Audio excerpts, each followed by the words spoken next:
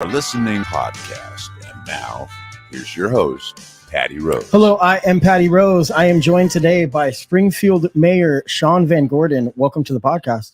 Thanks for having me on a short notice. Yeah, this was kind of something we came up with a couple hours ago. We were talking because you reached out to me. I live in Springfield, and you had reached out and said, hey, what are your household needs? I know that anybody in the area that you have access to their contact information, you're doing that.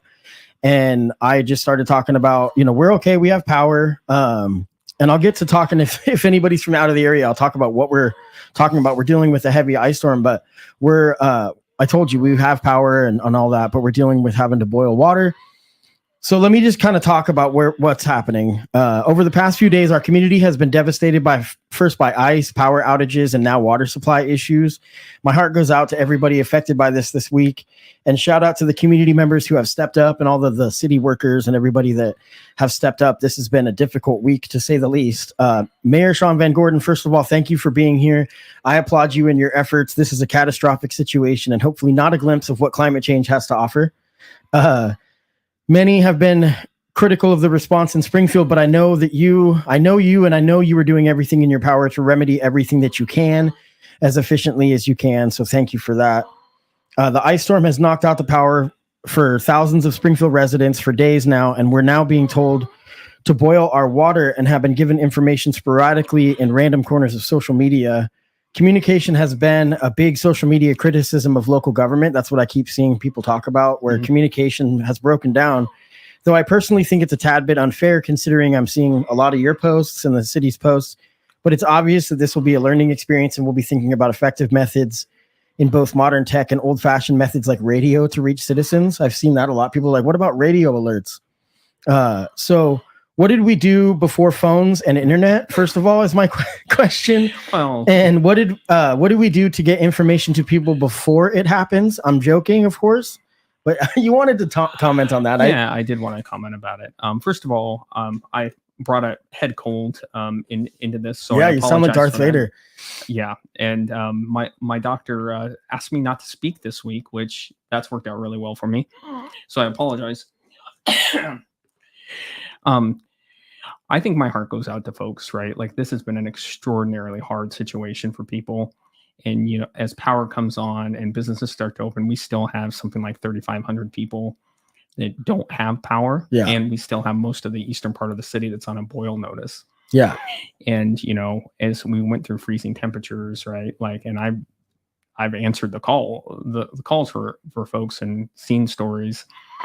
It's been a rough one for folks. I just want to say that, I'm proud of Springfield, right? Because the stories I've heard out of our neighborhoods have been absolutely amazing. I'm, proud of a lot of people that have done the hard frontline work, from everything from firefighters to police officers, the utility crews. Yeah. Public Works have been working. Just community workers too. And I mean, those are citizens.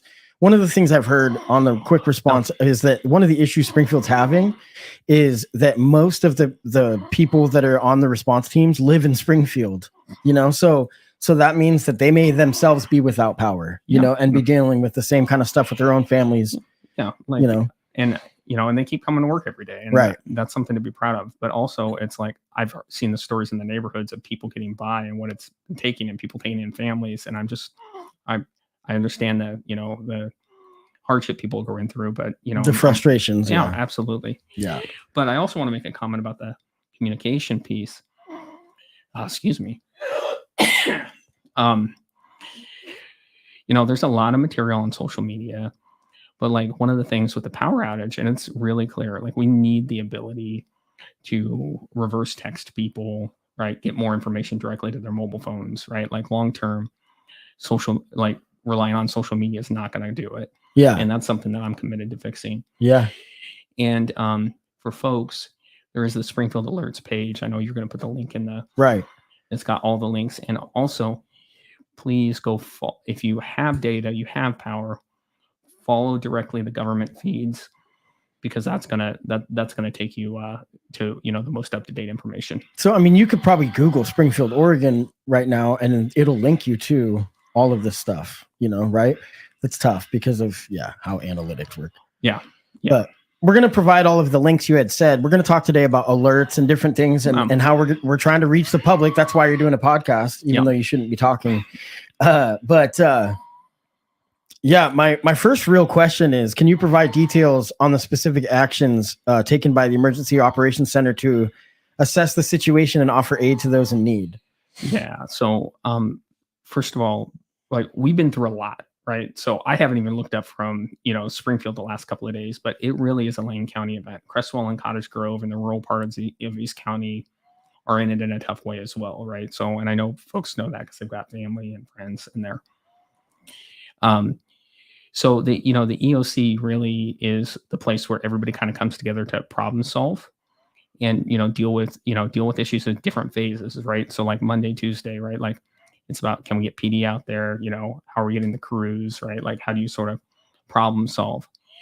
And as the regional EOC gets up, that's where they're bringing in the kind of, that's the funnel point for the regional resources. So we funnel our stuff up to the regional EOC, and that's the interface point with the state. Yeah. It's okay. So one of the things, let's see, where am I at? Let's talk about sub. This is going to be tough, but after a few days where folks were without power and ice was just starting to melt, we got an alert and buzz about our water being contaminated. Can you explain what is happening with the water supply? No, this is kind of the challenging piece, right? The utility board is its own entity, right? So if it's got its own set of elected officials, it's got it's its own entity. What I would encourage people to go directly to sub and get the material from them about the water supply. The other issue, and this thing is changing every 12 hours, right? The other place that I would look is, and I know you're going to put this in the show notes again, is the Lane County has an alerts page too, and it's got a whole section about boiling water, and I know some folks still don't have power. It's got some links about what to do if you don't have power and where to get water. And then Sub's is giving out water, I think, starting at 2 today at a couple different locations, so you can pick up some bottles of water. Yeah.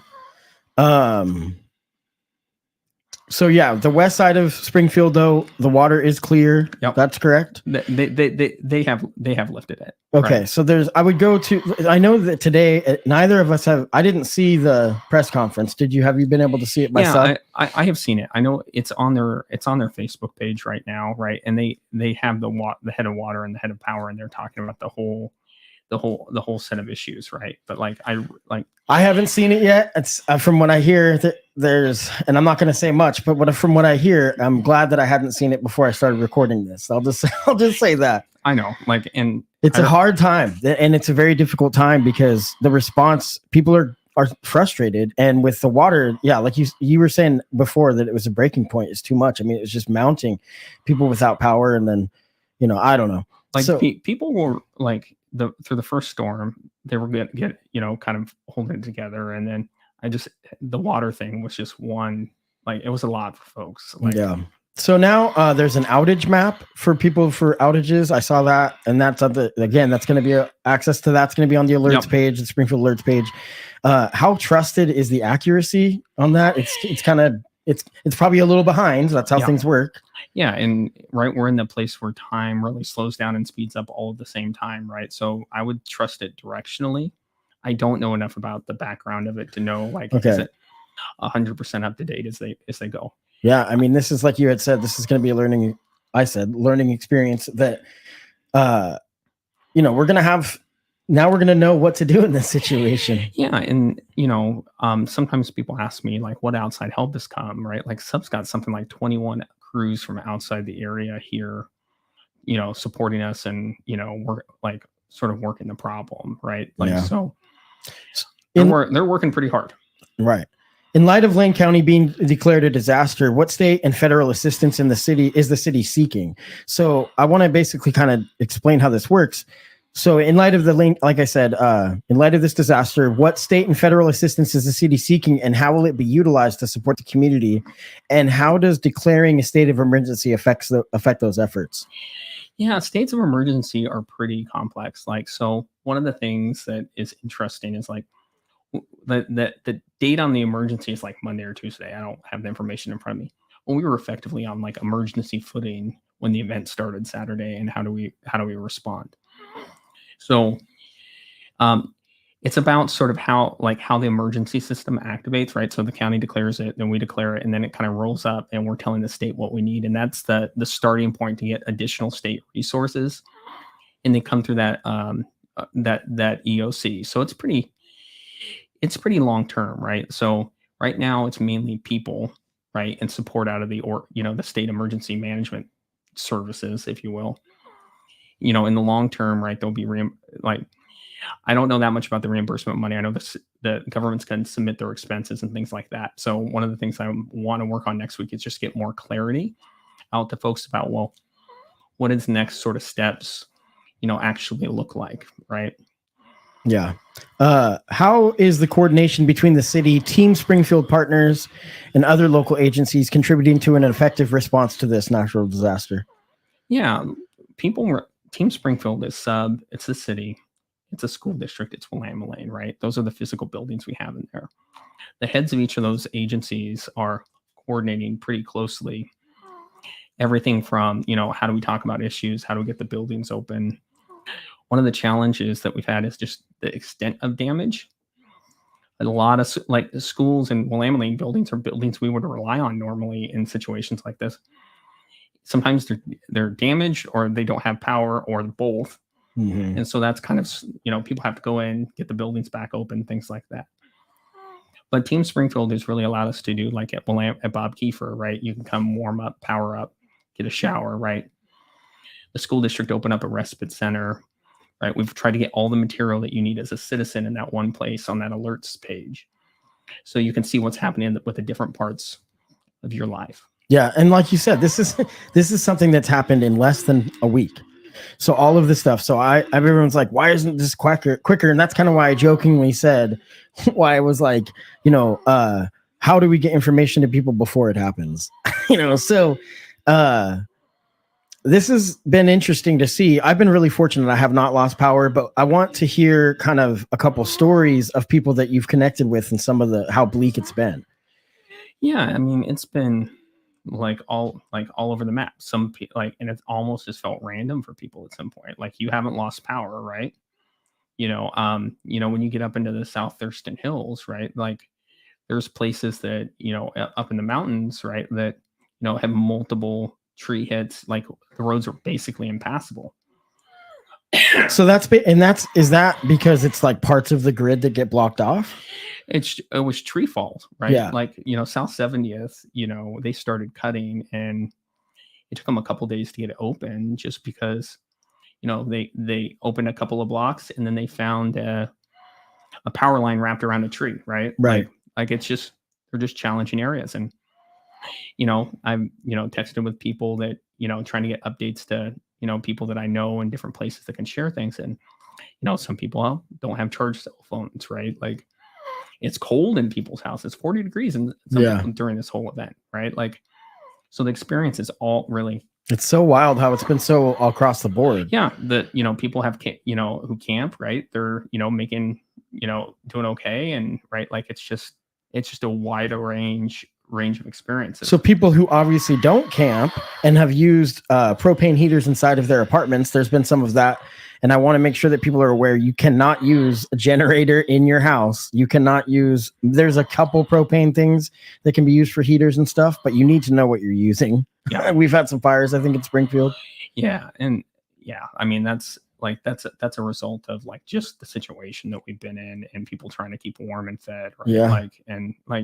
It has been really hard on folks. Yeah. Okay. So could you share any updates on the progress made by emergency services teams and other entities involved in the management of this, situation? I mean, obviously we had talked about this, the link, the most important thing we want to drill home, and what we're doing here, having a little bit of a quick conversation about this, is that, you can go to the alerts page. The link will be in the show notes for this podcast, and there's all the up-to-date information. How often is that being updated? Ooh, they're updating it at least daily. The other link that's in your podcast is the county one, and this is counterintuitive for Springfield people because we're so used to thinking of Springfield as Springfield.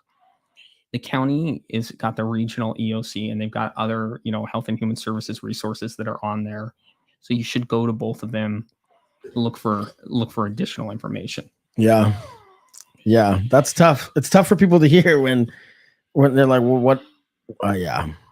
What should people do? What should people who have power and or resources like water be doing to help? This is just a recommendation. We're not saying you have to do anything, but what has been an impressive thing for a community member that you've been seeing? I heard of somebody going to Costco yesterday, and they took 5 extra, bottles of water to fill them up and bagged 24 pounds of ice, right? And brought them back and just sent it out to the neighborhood. I heard about a woman posting, I saw a post I read, and she said that hopefully she's honest, but she said, I'm going to Roseburg to get water, right? And she's like, when I come back, you can Venmo me or you can give me cash. I'm not, she's not charging more. There was a lot of people or propane too. They were going to get propane and water, because if you were on 42nd, that gas station over on 42nd, the line to get propane was an hour and a half long, is what I was hearing. I've heard that too. And I think it comes back to, like, as a community, right? Like, these are the times we go back to who we are, right? People's instincts to help each other, that check on the elderly, right? I hear a lot of, I walked across the street to look on that neighbor, bring them some extra food, right? Because I'm particularly worried about them. That's the thing. That's the thing people should be doing. If you've got power, right, and you're getting updates, right, text somebody that doesn't have power, right? Like, just keep talking to people and sharing information as we get through the next couple of days. Yeah. Every piece of equipment, the city owns is on the street right now. No. Yeah. And we brought in, we've activated a bunch of, brush crew contracts to try to start getting the stuff cleaned up. When we started, we could hear them sawing out there. Yeah. Yeah. But for some perspective, probably 2/3 of the city's trees are either dead or on the ground, damaged or on the ground, right? Like, that's just the physics of that problem are really, really hard for, it's going to take a minute. You think 2/3 really? I mean, at least a limb off. I mean, that's what it felt like when I was driving home today. I took Main Street. I usually go 126, but the lights this morning were still out on, I mean, it's wild. You go to Eugene and it's like everything is all I don't know what's going on in Eugene. I only know my drive to campus, because right now that's all I'm doing. Yeah. But I just know that on that path, the people on campus, the college kids, because they're like, I live in the dorms, they're sheltered, they're isolated from this experience. They don't realize. I'm like, dude, Springfield is messed up. It's, Yeah. And I think this was such a weird event, right? The storm hit us much harder than it did Eugene. I'm not a weatherman. I don't know necessarily why. It hit Crestwell and Cottage Grove much harder than it did Eugene. Right. So I think that's, people from Eugene have been calling, checking in on us. What do you need? How do we help? But yeah, I mean, it's a major event in the east part of the county. Yeah. So I know that this is a question for sub, but is there anything, we don't know anything more about the east side water supply? We just know that the west side is cleared. That's all we know. I've heard some updates could be coming this afternoon, right? And in sort of an emergency situation, I know a lot of partial information. Also, we're documenting this. It could be watched later, so maybe it's best we will say the date and time. Because this, you could be watching this live, or you could be not, and you could be getting this later. So that's a good point. So we're just going to drill it home. We're going to do this. It's going to be a 20-minute episode. We're going to do a quick one. You got a lot of stuff to do. You're not supposed to be talking. I appreciate you coming on. Anybody listening, if you're in Springfield, go to the alerts page. There's a lot more updated information. And then one of the things that's really important is go to the Lane County alerts page, because Lane County, Oregon, lanecountyor.gov/ice, I believe, and they have up-to-date information.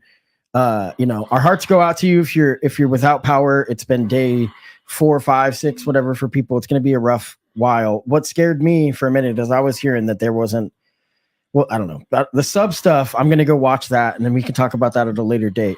Now, the next time I have you on, I'm going to want to talk about emergency response preparation and what we're doing about that. Not that, more about alerts, how to get the alerts out. So, I'm gonna break your rule about going over 20 minutes, right? Like there is notes, and there's gonna be space for a debrief so that we continue to get better as a community. And I can't say it enough about how grateful that I am, and just how much I'm feeling for folks that they're in a tough place right now, right? And we know we're working on it. Yeah. No, I think there's amazing people doing amazing stuff. I know today, as of right now, the frustration that I keep hearing is towards Sub, but I do think that Sub is doing amazing stuff. And that's what, I don't know. I just think it's tough. When they heard the water, like you said, it was a breaking point.